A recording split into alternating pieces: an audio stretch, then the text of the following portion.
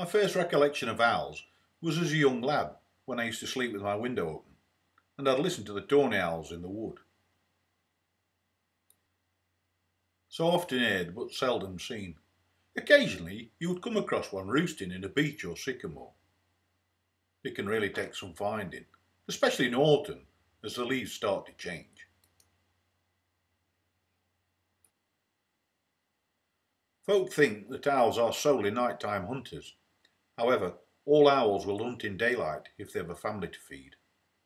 Most are crepuscular, hunting both day and night, as with these little owls.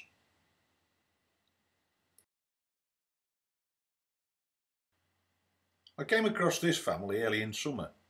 They made me smile. The youngsters never missed a trick. They could see the iris in the lens moving as I focused. So aware of their surroundings at such an early age.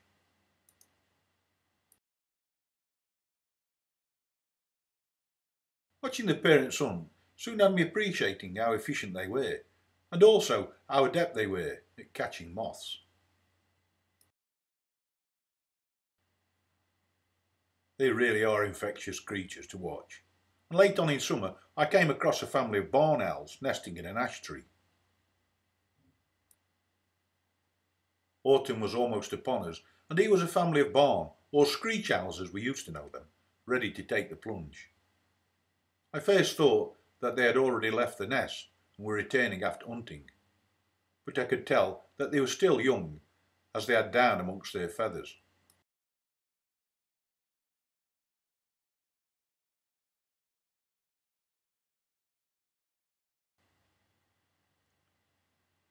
I returned later, only to find that they had left the nest, but the bug had bit me, so I travelled to Norfolk to see if I could spot one to film, in an environment that suits them best, in the marshes.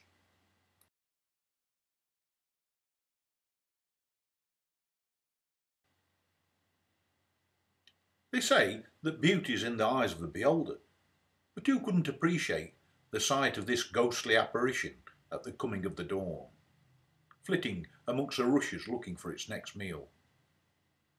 When I see something like this, it takes me back to my childhood and I feel just as excited.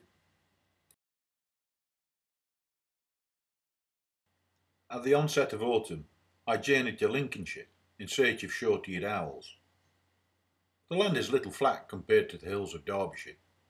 Nonetheless, quite spectacular early in the morning, as Phoebe spreads her light across the fenland, and the days seem to take forever to wake up in this sultry autumn landscape.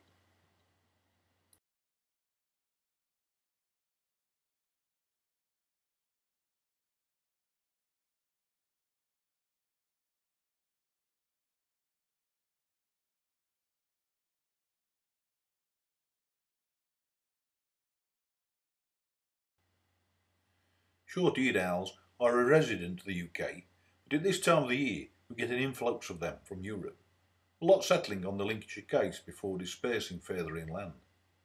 I've counted as many as 14 in a small area at any one time. Poor voles.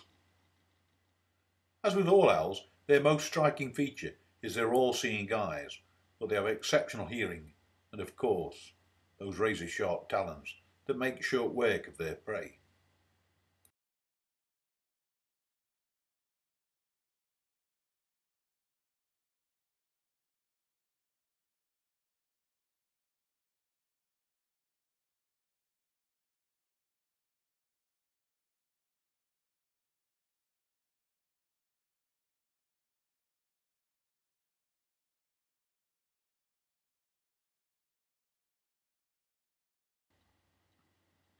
They are so deceptive in their speed of flight, so I slowed the camera down so we can all appreciate how they fly with such ease and grace.